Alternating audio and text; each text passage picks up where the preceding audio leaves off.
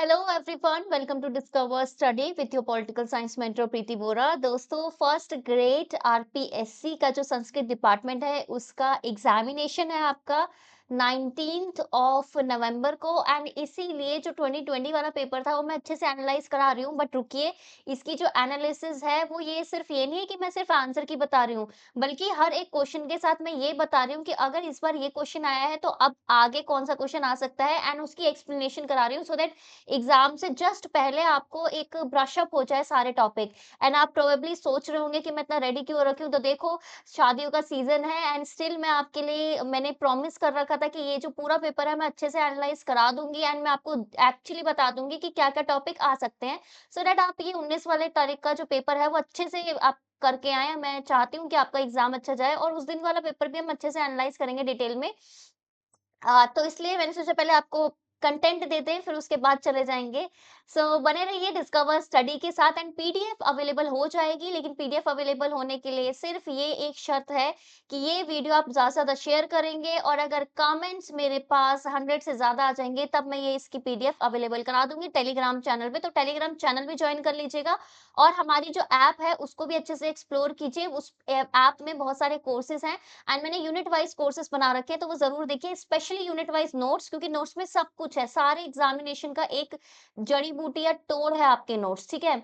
और ये एग्ज़ामिनेशन अभी हमने देखा है कि 17 को आपका ये जनरल अवेयरनेस वगैरह ये वाला हुआ है, अब आपका पॉलिटिकल साइंस 4th एग्ज़ामिनेशन है। सो चलिए बिना किसी देरी के ये एग्ज़ामिनेशन में जो एनालिसिस है मैं स्टार्ट करा देती हूँ। एंड देखिए, मैंने पूरा एक्सप्लेनेशन करने के लिए पूरा चीज़ें भी निकाल के रख रखी है। एंड ये जो एनालिसिस है ये इसका पार्ट नंबर 4 है। पहले 3 पार्ट में मैं टी 30-30 क्वेश्चन करके क्वेश्चन नंबर 90 तक आपको करा चुकी हूँ।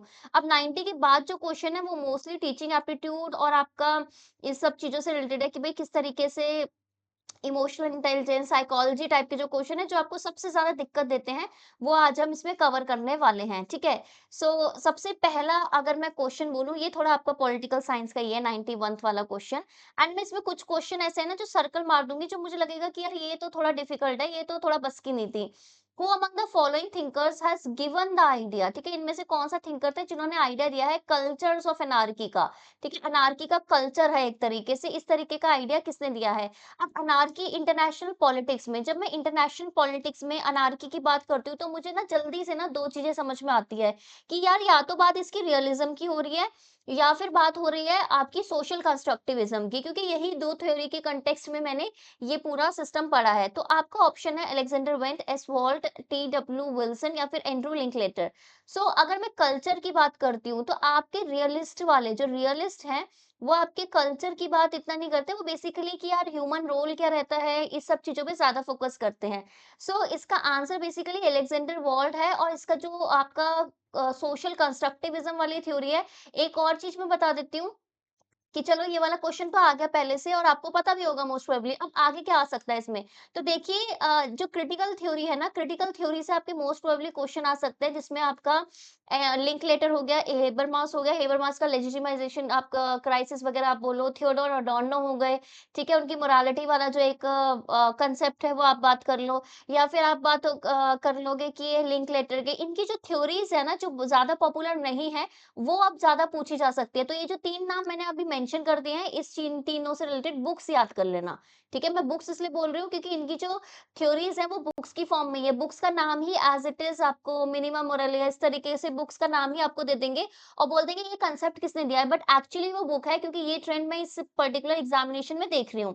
नेक्स्ट आता है कि जो मेंटल हेल्थ है is the full and harmonious function of the whole personality. तो देखो, ये आपको क्वेश्चन नहीं आ सकता, टू बी वेरी ऑनेस्ट। इस तरीके के क्वेश्चन मैं नहीं एक्सपेक्ट करती कि आपको याद होंगे, या फिर आप एकदम से कोई पर्सन नेट की जेआरएफ की तैयारी कर रहा है या सेट की एग्जाम की तैयारी कर रहा है तो उसको एकदम से आ जाएंगे।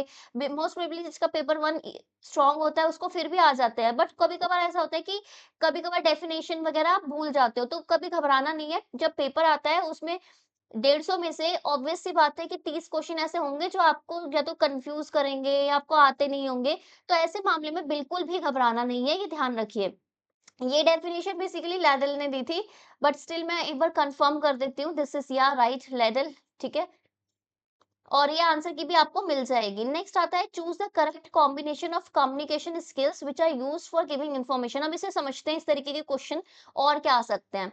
तो देखो जब कम्युनिकेशन स्किल की बात होती है, आईसीटी की बात होती है या फिर किसी भी कम्युनिकेशन की मैं बात कर रही हूँ तो इसमें बहुत सारे कंसेप्ट आते हैं जैसे कि आपका ग्रेप वाइन वाला कंसेप्ट आ जाएगा आपका, ठीक है? और प्लैंक वाला सिस्टम आ जाएगा। उसके बाद आपको बोल देंगे कि कम्युनिकेशन में इनपुट क्या होता है, आउटपुट क्या होता है, इस तरीके के क्वेश्चन आपसे पूछे जा सकते हैं।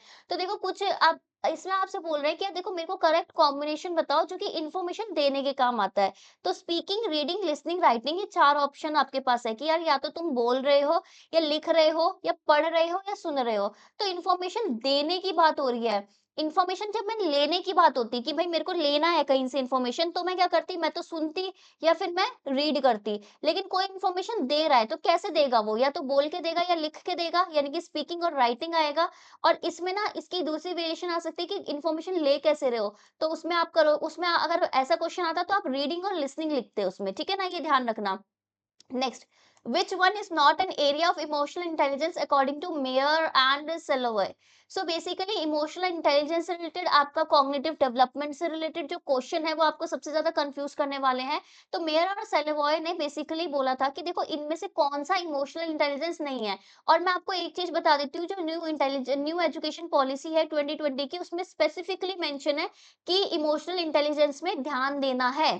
ठीक है? सो इमोशनल इंटेलिजेंस का इनमें से कौन-सा एरिया नहीं है? तो सबसे पहला ऑप्शन है आपके पास टू परसीव इमोशन कि इमोशन को लेना आना चाहिए आपको, ठीक है? डील करना आना चाहिए। तो अगर आप एक टीचिंग के पर्सपेक्टिव से सोचोगे तो बोलोगे कि हाँ यार, मेरे को इमोशन समझ में तो आने चाहिए ना लोगों के।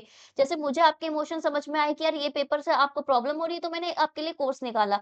वैसे अगर लो टीचर को समझ में आना चाहिए कि ये कांसेप्ट नहीं आ रहा है उनको या फिर इधर इनको दिक्कत आ रही है तो लोगों को कुछ और मेथड चाहिए। दूसरा to integrate emotion in thoughts कि उस इमोशन को आप विचार में बदलिए कि किस तरीके से अभिव्यक्त कर पाए। तीसरा है टू सप्रेस इमोशन, इमोशन को दबाना यानी कि भावनाओं को दमित करना। और चौथा है टू मैनेज इमोशन की भावनाओं को प्रबंधित करना कि अगर एक इमोशन है किसी बच्चे को कोई टीज कर रहा है, टॉन्ट कर रहा है, रैगिंग हो रही है या बॉयकॉट हो रहा है किसी का, होता है बहुत जगह। तो आप क्या करोगे उसको मैनेज करना आना चाहिए। ये सारी चीजें कैसे हटाना है, किस तरीके से डील करना है, ये आपको आना चाहिए। तो ये सब आना चाहिए लेकिन क्या नहीं आना चाहिए इंटेलिजेंस में क्या चीज़ नहीं आती कि किसी के इमोशन को दबा देना, वो तो ऑलरेडी नेगेटिव है, वो इमोशनल इंटेलिजेंस का पार्ट नहीं है। इमोशनल इंटेलिजेंस में जभी भी आपको क्वेश्चन आए तो चाहे आपको जैसे मेयर एंड सैलोवॉय वगैरह चाहे कितने भी अलग आपको थिंकर्स दिख जाए, लेकिन ये याद रखना कि अगर सपोज आपको ये पर्टिकुलर थिंकर्स नहीं पता है तो आपको एक चीज़ पता है कि इमोशनल इंटेलिजेंस इसमें से क्या नहीं है। तो आँख बंद करके भी लगा दोगे ना तो भी आपका आंसर हो जाएगा, ठीक है? नेक्स्ट है advance organiser model is based on, ठीक है? एडवांस ऑर्गेनाइजर मॉडल कि अगर मेरा कुछ ऐसा मॉडल है कि कुछ भी एक्सप्रेस करने का, कुछ भी इमोशनल इंटेलिजेंस का, कुछ भी डेवलपमेंट का, कुछ भी टीचिंग का, तो एडवांस ऑर्गेनाइजर है ये। तो इसमें क्या चीज़ आ सकती है? देखो वर्बल लर्निंग आ सकती है कि मौखिक रूप से आप किसी को बता रहे हो। ये एक्टिव लर्निंग आ सकती है कि कोई एक्टिवली पार्टिसिपेट कर रहा है, नॉन वर्बल लर्निंग आ सकती है, नॉन ऑफ दिस। तो नॉन ऑफ दिस का तो इसका नहीं होगा, ऑब्वियस सी बात है क्योंकि इनमें से कोई ना कोई तो होगा। नॉन वर्बल क्या है कि एक्टिव कि अगर मैं एडवांस अगर मेरा समझ लो आपको घर का कुछ मैनेजमेंट करना है, तो तुम घर का मैनेजमेंट कैसे कर सकते हो? सपोज़ अगर मुझे जैसे अभी शादी में जाना है, अगर मेरे घर में कोई फंक्शन हो रहा होता और मुझे उसको एडवांस ऑर्गेनाइज़ कराना होता तो मैं कैसे बताती? क्या मैं लिखित रूप में हर चीज़ को इंस्ट्रक्शन देती थी? क्या नहीं, बिल्कुल भी नहीं। क्या मैं लोगों को ये एक्सपेक्ट करती कि मेरे रिश्तेदार मेरे से एक्टिवली पार्टिसिपेट करें, दोस्त एक्टिवली पार्टिसिपेट करें? नहीं। मैं उन्हें चुपचाप बोलती भाई ये करो, वो करो, वर्बली बोलते हैं। तो एडवांस ऑर्गेनाइज़ कैसे होता है कि वर्बली आप बोल के करते हो, ठीक है ना? ये चीज़ ध्यान रखना और इन क्वेश्चन को इसी तरीके से अप्रोच करना है। मैं अप्रोच भी बताऊँगी, मैं ये भी बताऊँगी कि क्या चीज़ सही है, क्या चीज़ नहीं। अच्छा एक्टिव की जगह अगर पैसिव आता तो आप लिखित रूप में करते, ठीक है ना? Next uh, in the teaching model focus refers to the अब जैसे फोकस जो आप लोगों का बहुत बार नहीं लगता, फोकस का मतलब क्या है? शिक्षण प्रतिमान में केंद्र बिंदु संदर्भित है क्या? ऑब्जेक्टिव्स ऑफ द मॉडल प्रतिमान के उद्देश्य से, डिस्क्रिप्शन ऑफ द मॉडल प्रतिमान के विवरण से, interaction process of the model प्रतिमान के अंत क्रियात्मक प्रक्रिया से या इवैल्यूएशन ऑफ द मॉडल प्रतिमान के मूल्यांकन से। सो मुझे बताओ कि फोकस क्या होता है? कि यार मेरे को मेरे दिमाग में हम बोलते हैं ना फोकस क्लियर होना चाहिए। फोकस का मतलब क्या है कि मेरे को जो करना है वो उसका पूरा जर्नी आपको क्लियर होना चाहिए। कैसे इंटरेक्शन करोगे, किस तरीके से इवैल्यूएशन होगा, नहीं। मेरे को अपने गोल्स क्लियर होने चाहिए, ऑब्जेक्टिव क्लियर होने चाहिए, मुझे एम क्लियर होना चाहिए। तो इस तरीके से आपसे पूछ लेंगे डिफरेंट डिफरेंट चीज़ें, जैसे कि क्या होता है फोकस, क्या होता है अटेंशन, इस तरीके से चीज़ें पूछ लेंगे। नेक्स्ट आ जाता है मैकडॉगल के हिसाब से choose the incorrect pair of the basic instinct and emotion. ये बेसिकली आपको लग रहा होगा, मैं पर्टिकुलरली बता रही हूँ, ये पर्टिकुलरली जो 30 क्वेश्चन है ना, ये बहुत मुश्किल लग रहे होंगे आपको, है ना? लेकिन ये मुश्किल नहीं है। इसमें आपको क्या फ़ोकस करना है, इसमें ये फ़ोकस करना है कि जनरल कॉमन सेंस, कि भाई देखो बेसिक इंस्टिंक्ट क्या है कि आप दूर भागोगे। कब? जब आपको डर वाला इमोशन होगा, हाँ, दूर भागेंगे। रिपल्शन, आप ऐसे दूर एकदम छटक जाओगे। क्यों? जब आपको ऐसे डिस्गस्टिंग कुछ लगेगा, अरे यार बड़ा बेकार है, तो एकदम दूर हो जाओगे। ठीक है? अच्छा, पग्नेसिटी, पग्नेसिटी का मतलब क्या होता है कि एकदम से एकदम लड़ने लड़ने वाली भावना आना। हिंदी में मतलब होता है युयुत्सा, मतलब कि एकदम लड़ने वाली भावना आना और एकदम ऐसे मतलब एकदम जोश में आ जाना, एड्रेनलिन रश कि भई इसने मेरे को ऐसा कैसे बोल दिया, अब तो उसको तोड़ देंगे, फोड़ देंगे, ठीक है? और आपका इसमें इमोशन है डिस्ट्रेस, तो डिस्ट्रेस कहीं से इसको मैच कर रहा है, डिस्ट्रेस का होता है यार बेचारा इस तरीके से, कोई मैच नहीं है। नेक्स्ट आता है कि आपका क्यूरियोसिटी, क्यूरियोसिटी जिज्ञासा, कि जिज्ञासा होती है तो आप कहते हैं आश्चर्यचकित, अच्छा यार ये कैसे हुआ? ठीक है? तो ये बेसिक कॉमन सेंस पे है ये सारे क्वेश्चन, कोई हार्ड साइंस नहीं है ये। The production of male and female sex organs is controlled by which of the following endocrine glands? So basically ये क्वेश्चन क्यों पूछा गया? आप सोच रहे होंगे ये तो बायोलॉजी का क्वेश्चन है, ये आपसे क्यों पूछा गया? बिकॉज इस पर्टिकुलर 30 क्वेश्चन के सेट में आपसे आपने देखा होगा कि इसमें mental health, emotional intelligence, psychology, इस तरीके के क्वेश्चन पूछे जा रहे हैं। सो बेसिकली जब हम डील करते हैं स्टूडेंट से या किसी से, तो हम ये भी देखते हैं कि स्टूडेंट के अपने फिजिकली क्या चीज चल रही है, तो क्या वो इमोशनली उसके मतलब डेवलपमेंट है उसको इम्पैक्ट कर रही है कि नहीं कर रही? तो इसलिए यहाँ पे पूछ रखा है ये क्वेश्चन। तो male and female sex organs जो आपके हार्मोन्स, कौन से हार्मोन कहाँ पे होते हैं? कौन सी एंडोक्राइन ग्लैंड में होते हैं? एड्रिनल, ठीक है? एड्रेनलिन रश नहीं बोलते कि हाँ यार मेरे को तो बहुत जोर से गुस्सा आ रहा था। थायराइड ग्लैंड आपके मोटे पतले वगैरह इस तरीके का होने के लिए होता है। थाइमस ग्लैंड और जैसे हिप्पोथाइमस वगैरह इस तरीके से, और पिट्यूटरी। सो बेसिकली इसका आंसर है पिट्यूटरी ग्लैंड्स। अब मेरे को ये पूछना है, अब अच्छा, इस बार इन्होंने बोल दिया पिट्यूटरी ग्लैंड्स का क्वेश्चन पूछ लिया, अगली बार ये पूछ सकते हैं, इस बार पूछ सकते हैं कि कहाँ पे होती है ये, तो इसका आंसर मुझे बताइए। Next, transparencies and slides are examples of, ठीक है, ट्रांसपेरेंस एंड और स्टाइल स्लाइड्स वगैरह ये कहाँ के है, कहाँ दिखती है आपको? ट्रांसपेरेंसी कैसे दिखती है? ये कि मेरा यार डिजिटली सारी इन्फॉर्मेशन प्रेजेंट है। स्लाइड्स आप कहाँ पे देख रहे हो? ये आप ऑनलाइन ही देख रहे हो, तो इसका आंसर क्या होना चाहिए? सॉफ्टवेयर हार्डवेयर और नन ऑफ द अबव। तो भाई सॉफ्टवेयर है, तुम हार्डवेयर चाहे कितने भी चेंज कर लो, मोबाइल में देख सकते हो तुम ये सारी चीजें, टैबलेट में देख सकते हो, कंप्यूटर में देख सकते हो, लैपटॉप में देख सकते हो, टीवी में देख सकते हो। इसका मतलब क्या है कि हार्डवेयर से मैटर नहीं कर रहा है, ये सॉफ्टवेयर का पार्ट है। नेक्स्ट है which of the following statement is incorrect. इनमें से मुझे बताओ कि कौन सी स्टेटमेंट आपकी गलत है। ठीक है? सो बेसिकली गलत क्या है? जैसे learning leads to change in behaviour, learning की वजह से आपका क्या होता है? अधिगम व्यवहार में परिवर्तन लाता है। अगर तुम कुछ सीखते हो तो तुम्हारा बिहेवियर चेंज होता है, आप अच्छी चीजें अडॉप्ट करते हो। Learning has its own pace, अधिकतम का अपनी गति होती है। अब कोई जल्दी सीख जाता है चीजें, कोई लेट सीखता है। नेक्स्ट है मोटिवेशन अफेक्ट्स लर्निंग, अधिगम को प्रेरणा प्रभावित करती है, कि अगर आपको मोटिवेशन होगी तो आप जल्दी चीजें सीखोगे। नेक्स्ट है learning is change in behaviour by maturity, यानी कि परिपक्वता द्वारा व्यवहार में परिवर्तन अधिगम है। यानी कि लर्निंग कुछ नहीं है, अब मेच्योरिटी के साथ साथ आपका बिहेवियर चेंज हो गया तो वो लर्निंग है। तो ऐसे थोड़ी ना होता है, मतलब मेच्योरिटी के साथ साथ बिहेवियर चेंज हो रहा है और तभी भी तुम कूड़ी वाली बात कर रहे हो, तो वो लर्निंग नहीं होगी।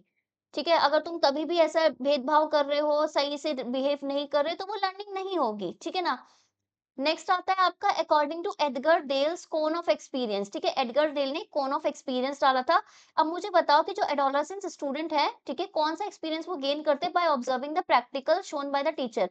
अगर टीचर उनको कुछ एक प्रैक्टिकल दिखाती है तो वो क्या, कौन सा आ गया, क्या किस कैटेगरी में आएगा?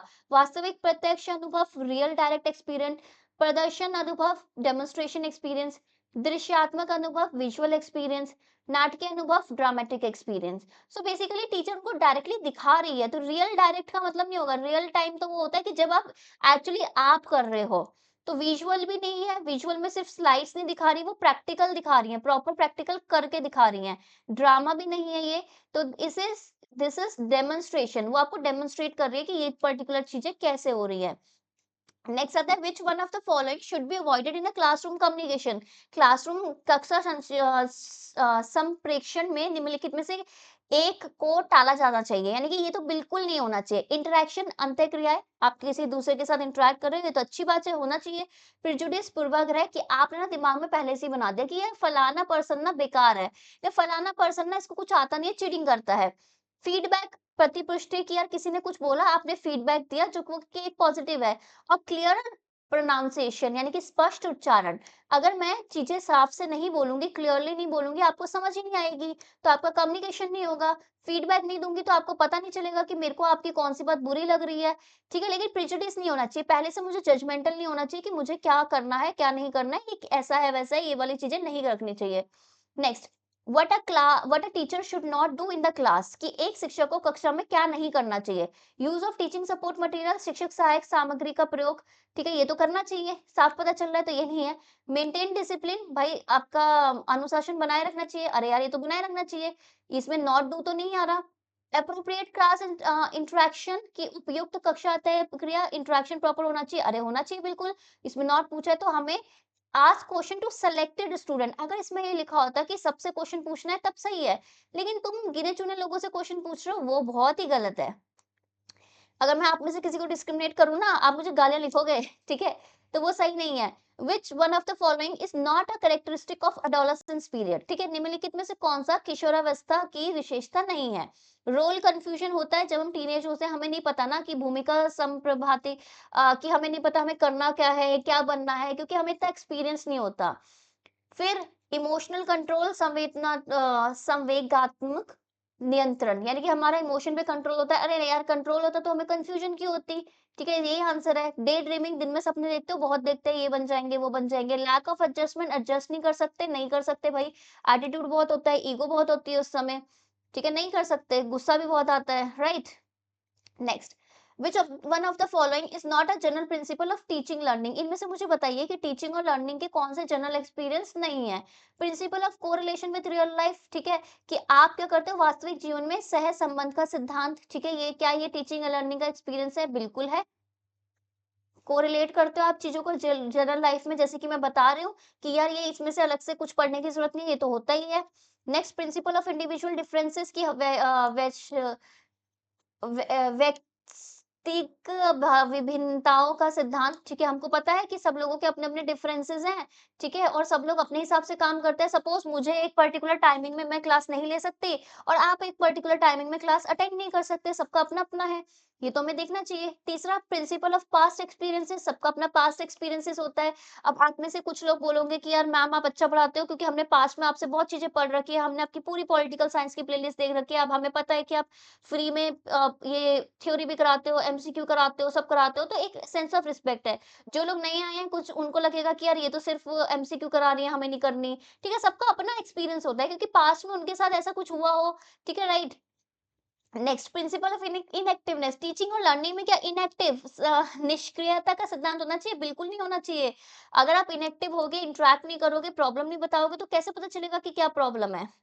नेक्स्ट है which type of chart should be used to teach the content in a chronological order, ठीक है, अगर मुझे, ठीक है, एक चार्ट मुझे बताओ जिसमें इवेंट को क्रोनोलॉजी में पढ़ाया जाए। ट्री चार्ट, ट्री में तो ऐसा होता है कि सिर्फ क्या बताते हैं, रिलेशन बताते हैं, ठीक है। फ्लो चार्ट में क्या बताते हैं, फ्लो कंसेप्ट किस तरीके से डेवलप हुआ वो बताते हैं। पिक्टोरियल में क्या होता है कि भाई एक इमेज आपका विजुअल आपका इम्पैक्ट होता है। टाइम चार्ट होगा, ये टाइम में ही आपका क्रोनोलॉजी बताएंगे क्योंकि टाइम से रिलेटेड है। फ्लो में एक फ्लो बताएंगे कि चलो यार पहले ये चीज आई वो चीज आई, इस तरीके से, ठीक है। अरे मेरा ना एक चीज़ छूट गई, मैंने यहाँ पे आपके लिए ना ये कोन ऑफ प्रेफ़रेंस एडगर का कोन ऑफ एक्सपीरियंस डाल के रखा था, तो उसके उसमें था जैसे देखो, सबसे पहले हम क्या करते हैं, design, perform, presentation, do real thing, कि हमें जो लोगों को दिखाते हैं सबसे नीचे वाला है, उस वाला स्टेज में क्या होता है कि एनालाइज़ करते हैं, डिफ़ाइन करते हैं, क्रिएट करते हैं, इवैल्यूएट करते हैं कि किस तरीके से चीज़ें हो रही हैं। स्टिमुलेट करना, एक्सपीरियंस करना, डिज़ाइन करना इस तरीके से। फिर क्या करते हैं, फिर धीरे-धीरे डेमोन्स्ट्रेट करते हैं, इम्प्लाई करते हैं कि इमेजेस दिखाओ, वीडियोज़ दिखाओ, स्लाइड्स, एक्सरसाइज़ दिखाओ, डेमोन्स्ट्रेट दिखाओ। देन आपका क्या होता है, define, describe, list, explain here और इस तरीके से। तो ये तरीके का जो आपका कोन वगैरह है, ये सब चीज़ें ना, तो इनको मैं आपको पहले से ही एडवाइस करूँगी कि जितने भी मॉडल्स इसमें दे रखे हैं ना, उसकी ना जो डायग्राम्स है ना, उसको रट लो। ठीक है? जो-जो आपके मॉडल्स दे रखे हैं, उनके डायग्राम्स रट लो सो दैट आपके लिए ईज़ी पड़ जाए वो। Next, the method of experience expressing out repressed emotion of adolescence is known as, ठीक है, इससे ऊपर वाला कर लिया, हाँ, किशोरों के भीतर दमित संवेगों को बाहर अभिव्यक्त करने का विधि कहलाती है क्या? शोषण, सब्लिमेशन, इमोशनल कैथारसिस, सामयिक विचेरन, डिस्प्लेसमेंट, विस्थापन और सप्रेशन, दमन। ठीक है, अब इसको ढंग से समझते हैं। सप्रेशन का मतलब होता है कि यार आपके इमोशन है उनको दबाना, तो ये तो बिल्कुल नहीं होगा। सेकंड है कि आपके इमोशन को डिस्प्लेस करना, कि सपोज आपको लग रहा है कि यार इस चीज से आपको प्रॉब्लम है, तो आप इसका एक ऑल्टरनेटिव ले आते हो। आपने पुरानी प्रॉब्लम सॉल्व नहीं की, बट आपने नए तरीके ढूंढ लिए, तो ये भी नहीं है। सब्लिमेशन क्या होता है? बेसिकली सब्लिमेशन होता है कि आप ना रेफर करते हो कि देखो ये ना, ये स्टैंडर्ड होना चाहिए, ठीक है, ये स्टैंडर्ड बिहेवियर है, ये आइडियल बिहेवियर है, उस तरीके से अपने इमोशन को मोल्ड कर लेते हो। सब्लिमेशन कि जो कन्वेंशन है, जो मोर एक्सेप्टेबल फॉर्म ऑफ बिहेवियर है, कि जो-जो चीज़ें ज़्यादा एक्सेप्टेबल है, वैसा आप बिहेवियर कर लेते हो। जैसे अगर मेरा पीएचडी है, मोस्टली आप पीएचडी में देखोगे कि लोगों को रिसर्च में ज़्यादा है, ये है, तो मेरे को भी रिसर्च में बहुत ज़्यादा है, बट मुझे साथ के साथ मेरे को फैशन में भी बहुत इंटरेस्ट है, मेरे को पढ़ाने में भी इंटरेस्ट है। तो मैं ऐसा नहीं करूँगी कि जस्ट बिकॉज़ मेरा एक रिसर्च फील्ड है, या फिर मैं सिर्फ़ इधर मैं इतने सालों से पढ़ा रही हूँ, मैं अनअकैडमी में पढ़ा रही हूँ, मैं बहुत जगह पढ़ा चुकी हूँ। तो मैं उस तरीके का, मेरे को आइडेंटिटी मेरी है, तो मेरी इंटरनल है। मेरे को ऐसा नहीं है कि मेरे को अगर फैशन का कोई शौक है, या मुझे जिम करने का शौक है, या फिर मेरे को कोई हॉबी है सिंगिंग वगैरह की, तो मैं वो परस्यू ना करूँ। मैं क्यों? क्योंकि ये जस्ट बिकॉज़ कि वो एक्सेप्टेबल इतना ज़्यादा नहीं है, क्योंकि आजकल सब कुछ एक्सेप्टेबल है। आजकल जो चीज़ें आप अपनी आइडेंटिटी जिस तरीके से व्यक्त करते हो, वही सबसे ज़्यादा एक्सेप्टेबल चीज़ें होती हैं। This is sublimation. तो सब्लिमेशन नहीं होगा, क्योंकि सब्लिमेशन में एक्सप्रेस नहीं करना, सब्लिमेशन में तो आप मान रहे हो कि अच्छा यार ये चीजें सही नहीं है, हमें ऐसा बिहेवियर करना चाहिए। सो इमोशनल कैथारसिस बोलते हैं इसको, कि अगर आपके कुछ इमोशन, कुछ ट्रॉमा है, कुछ है, तो आप उसको बाहर निकाल के लेके आते हो। नेक्स्ट है लैक ऑफ सेल्फ आइडेंटिफिकेशन, कि आपको सेल्फ आइडेंटिफिकेशन नहीं है। ये किससे एसोसिएटेड है? थ्योरी ऑफ एरिक्सन में, सोशल डेवलपमेंट थ्योरी में, इसमें कैसे है? कैसे आप अपने आप को आइडेंटिफाई नहीं कर पाते? यार जब हमें ये नहीं पता होता कि आइडेंटिटी क्या है, आपकी पहचान क्या है, बनाम भूमिका संभ्रांति भ्रांति, तो रोल कंफ्यूजन, कि आपकी आइडेंटिटी क्या है, आपका रोल क्या है, इसमें आपको कंफ्यूजन ना हो। इंटीमेसी वर्सेस आइसोलेशन, कि किससे कितना मिलके रहना है, कितना अलग रहना है, वो नहीं पता हो। इनिशिएटिव वर्सेस गिल्ट, कि आप पहल कर रहे हो कुछ, या अपने आप को दोष लेके बैठे हो चीजें ये। और ईगो इंटेग्रिटी वर्सेस डिस्पेयर, स्वयं संपूर्णता बनाम निराशा। सो बेसिकली अगर सोशल डेवलपमेंट की अगर मैं बात कर रही हूँ, तो सोशल डेवलपमेंट हमेशा सबसे पहले अपनी आइडेंटिटी से रिलेटेड होता है। सोसाइटी में जब तक आप आइडेंटिफाई नहीं करोगे ना अपने आप को, तो आपको पता भी नहीं चलेगा कि आपको करना क्या है। अब क्या है, who was the innovator of science inquiry model? तो बेसिकली इमोशनल इंटेलिजेंस डेवलपमेंट, ये सब मुझे कैसे पता चलेगा? तो एक मॉडल है साइंस इंक्वायरी मॉडल, जो बेसिकली ये काम करता है कि साइंटिफिक क्वेश्चन या रीजनिंग बेस्ड आपकी इंक्वायरी होती है कि आपको क्या चाहिए, क्या फोकस है, क्या ऑब्जेक्टिव है। तो मुझे ये क्वेश्चन आ रखा है कि इनोवेटर कौन है? Jerome Bruner, Hilda Taba, David Ausubel, या फिर जोसेफ जे श्वार्ट। सो बेसिकली इस तरीके के जो भी क्वेश्चन आते हैं ना, तो ये क्वेश्चन आपके बेसिकली एक बेंचमार्क होंगे, कि समझ लो इस बार इनोवेटर पूछ रखा है, तो अगली बार अभी 19 वाले पेपर में पूछ सकते हैं कि साइंस इंक्वायरी मॉडल के क्या चीजें उससे डील करता है। ठीक है, so this is Joseph J Schwab. तो ये आप कर लीजिए। According to Kohlberg's theory of moral development, ठीक है, सबसे पहले मैं आपको बता देती हूँ कि कॉलबर्ग की थ्योरी क्या है मॉरल डेवलपमेंट की। सो कॉलबर्ग ने क्लियरली कहा था कि देखो हम क्या करते हैं, हम लोग ना अपने आप में ना एक ना सेंस डेवलप कर लेते हैं कि भाई क्या चीज सही है, क्या चीज गलत है। ठीक है, एक राइट और रॉन्ग हर किसी को एक अपने आप को एक आप ना राइट क्या है, रॉन्ग क्या है, खुद से पता चलता है ना, कोई हमें बताता नहीं है ना ज्यादा। हम खुद से क्या करते हैं, डेवलप कर लेते हैं। और ये कैसे डेवलप करते हो? कि सोशल कंडीशन के बेसिस पे। ठीक है, तो ये वो कि क्या मॉरली एक्सेप्टेबल है, क्या नहीं है, इस बेसिस पे। सो इसमें 4 ऑप्शन दे रखे हैं आपको। इंस्ट्रूमेंटल पर्पस है इसका, ठीक है, पनिशमेंट एंड ओबीडियंस है, गुड बॉय नाइस गर्ल वाला बिहेवियर है, सोशल नो कॉन्ट्रैक्ट। तो ये आपसे पूछ रहे हैं कि जो कोलबर्ग की थ्योरी आई है, ये मॉरल डेवलपमेंट वाली, ये किससे रिलेटेड है? एडोलेसेंस पीरियड में किस चीज से रिलेटेड है? तो ये आपका रिलेटेड है सोशल कॉन्ट्रैक्ट से, कि सोशली हमने कॉन्ट्रैक्ट कर रखा है कि देखो सोसाइटी के कुछ नॉर्म्स, कुछ रूल्स हम मानेंगे, बदले में सोसाइटी हमें कुछ क्या करेगी, अधिकार देगी, ठीक है ना? जैसे सोशल कॉन्ट्रैक्ट थ्योरी अगर हम पॉलिटिकल साइंस में जॉन लॉक वगैरह वाली पढ़ते हैं, ठीक है, राइट्स एंड ड्यूटीज तरीके से है। तो ये हमारा सोशल कॉन्ट्रैक्ट से रिलेटेड है। Next, which is the lowest experience in Edgar Dale's cone of experience, ठीक है, आपका अभी मैंने आपको कोन ऑफ एक्सपीरियंस बताया, तो एडगर डेल का एक कोन ऑफ एक्सपीरियंस है। देखो दूसरा क्वेश्चन आया है इस बार का, तो यानी कि एडगर डेल का कोन ऑफ एक्सपीरियंस अच्छे से आप इसको क्या कर लो, एक बार इसको लर्न कर लो अगले एग्जाम के लिए।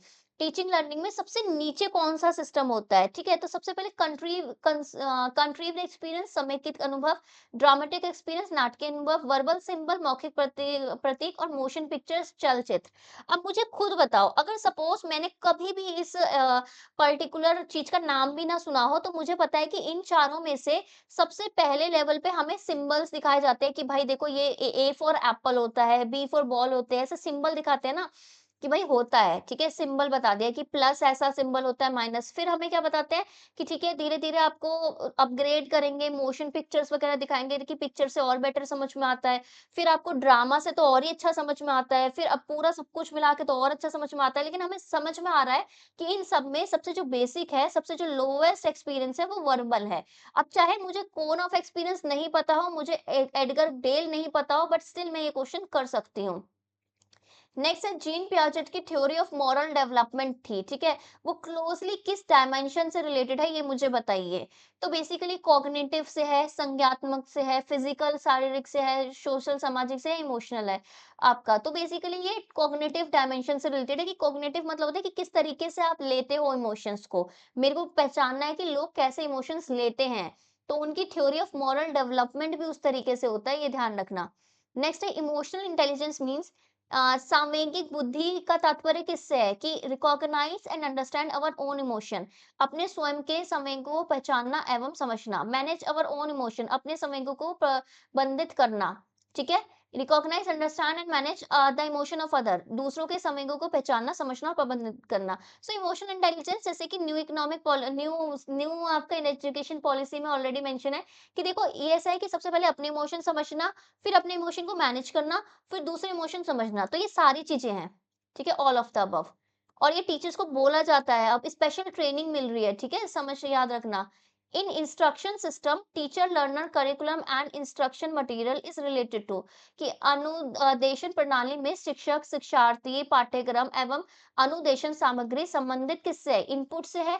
अगर कोई आपको पढ़ा रहा है, ठीक है, तो पढ़ा रहा है तो क्या कर रहा है, वो इनपुट दे रहा है, आपको कुछ दे रहा है, प्रोसेसिंग आपकी कुछ प्रोसेसिंग हो रही है, और आउटपुट या ऑल ऑफ द अबव। बहुत सारे लोग इस क्वेश्चन में फंस जाते हैं, वो क्या करते हैं, ऑल ऑफ द अबव, लेकिन ये आंसर गलत होगा। क्यों? अब टीचर ने आपको पढ़ाया तो वो इनपुट है, ठीक है, वो इनपुट है, आपको इनपुट मिला, फिर आपने उस चीज को प्रोसेस किया, अंडरस्टैंड किया, फिर आपने उस चीज को अप्लाई किया, तो वो क्या हुआ, आउटपुट आया। तो टीचिंग साइड वाला जो होता है, वो इंस्ट्रक्शन जो मिलता है हमें, करिकुलम जो मिलता है, आपको चीजें जो मिलती है, वो आपका हमेशा इनपुट होगा। Next, information processing model are more concerned with, कि सूचना प्रक्रिया प्रतिमान अधिक किससे संबंधित होते हैं, इंटेलेक्चुअल डेवलपमेंट बौद्धिक विकास से, सोशल डेवलपमेंट सामाजिक विकास से, इमोशनल डेवलपमेंट संवेगात्मक विकास से, या फिर मॉरल डेवलपमेंट नैतिक विकास से। सो मुझे बताओ कि अगर इंफॉर्मेशन अगर आपको प्रोसेस करनी है तो किस चीज से डेवलपमेंट है, इंटेलेक्चुअल डेवलपमेंट होगा ना, फिर भी मैं एक बार कंफर्म कर लेती हूँ, यस एग्जैक्टली, कि अगर मेरा इन्फॉर्मेशन है, आपको इन्फॉर्मेशन मिलती जा रही है, तो आप स्मार्ट बनोगे ना, इंटेलेक्चुअल, आप समझ, तो जरूरी नहीं है कि आपको समाज में कैसा व्यवहार करना है वो आ जाएगा, या इमोशनली आप डेवलप हो जाओगे, या मॉरल डेवलपमेंट हो जाएगी, ऐसा जरूरी नहीं होता। इन्फॉर्मेशन हमेशा इंटेलेक्चुअल से रिलेटेड होती है। Next, which of the following is not the element of cooperative learning. अब देखो शब्द क्या है, कोऑपरेटिव लर्निंग, यानी कि क्या है, साथ में मिलके कुछ हो रहा है, सहकारी अधिनियम का बात है कि साथ में पढ़ के हम कुछ समझ रहे हैं। तो मुझे बताओ इनमें से कौन-सा एलिमेंट नहीं है कोऑपरेटिव लर्निंग का? ए पॉजिटिव इंटरडिपेंडेंस कि यार देखो मैं अपने दोस्त पे डिपेंडेंट हूँ क्योंकि वो मुझे पढ़ा रहा है या पढ़ा रही है, या आप मेरी इस वीडियो पे डिपेंडेंट हो क्योंकि आपको समझ में आ रहा है कि अच्छा इन क्वेश्चन को कैसे करना है। तो ये सकारात्मक अन्योन्याश्रित होना चाहिए, ये पॉजिटिव इंटरडिपेंडेंट है कि आप मेरे पे डिपेंडेंट हो लेकिन पॉजिटिव वे में, तो चलेगा? बिल्कुल चलेगा। लार्ज ग्रुप का कंस्ट्रक्शन है, बड़े-बड़े हमने ग्रुप्स बना लिए हैं, वो आपस में कोऑपरेट कर रहे हैं, क्या ऐसा होता है? तीसरा face to face interaction better होता है, बिल्कुल होता है। ठीक है, तो ये चलेगा मेरे को। इंडिविजुअल अकाउंटेबिलिटी, अब ग्रुप में जितने भी लोग हैं सबको कुछ एक रिस्पॉन्सिबिलिटी दे दी और सबकी जवाबदेही है, बिल्कुल है। लेकिन यार लार्ज ग्रुप नहीं चलेगा, क्योंकि अगर लार्ज ग्रुप में ना कोऑपरेशन टफ हो जाता है, स्मॉल ग्रुप होना चाहिए। ठीक है, ये इसको कॉमन सेंस से करना है ये question. Next, which of the following method of teaching is not based on the principle of constructivism? इनमें से मुझे बताइए कि निम्नलिखित में से कौन सा शिक्षण विधि संरचनावाद के सिद्धांतों पर आधारित नहीं है? ठीक है, कंस्ट्रक्टिविज्म नहीं है। कंस्ट्रक्टिविज्म के सब लोग साथ में मिलके कुछ कर रहे हैं। ब्रेनस्टॉर्मिंग मेथड, ठीक है, आप साथ में मस्तिष्क उद्वेलन विधि साथ में बैठ के डिस्कस कर रहे हो, कुछ प्रॉब्लम है सॉल्यूशन निकाल रहे हो, तो ये तो साथ में बैठ के कर रहे हो ना, तो उसमें नॉट पूछा है तो ये नहीं आएगा। फिर प्रोजेक्ट मेथड की साथ में आप प्रोजेक्ट कर रहे हो तो ये भी साथ में कर रहे हो, नहीं। एक्सपेरिमेंट भी हम साथ में करते हैं, लेक्चर तो यार हम सुनते हैं, हम लेक्चर सुनते हैं, तो लेक्चर अकेले करते हो, तो ये कंस्ट्रक्टिव कुछ नहीं है, सिर्फ सुन रहे हो। हर किसी का अपना वो चीज है कि कितना किसको क्या समझ में आ रहा है।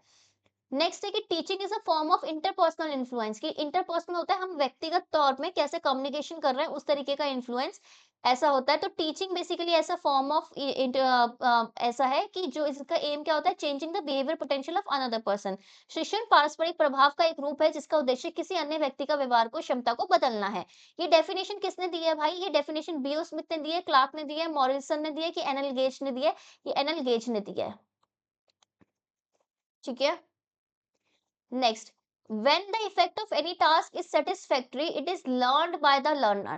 ठीक है, जब किसी कार्य का प्रभाव संतोषजनक होता है तब वह अधिगमकर्ता द्वारा सीख लिया जाता है। जैसे कि मैंने अभी आपको बताया कि देखो इस तरीके के आप क्वेश्चन करोगे तो आपको हो जाएगा। ठीक है, तो सीखते कैसे हैं? सीखते ऐसे हैं, जब आपको कांटे चुभते हैं तब जाके आप सीखते हो। तो किसने किसने दिया ये?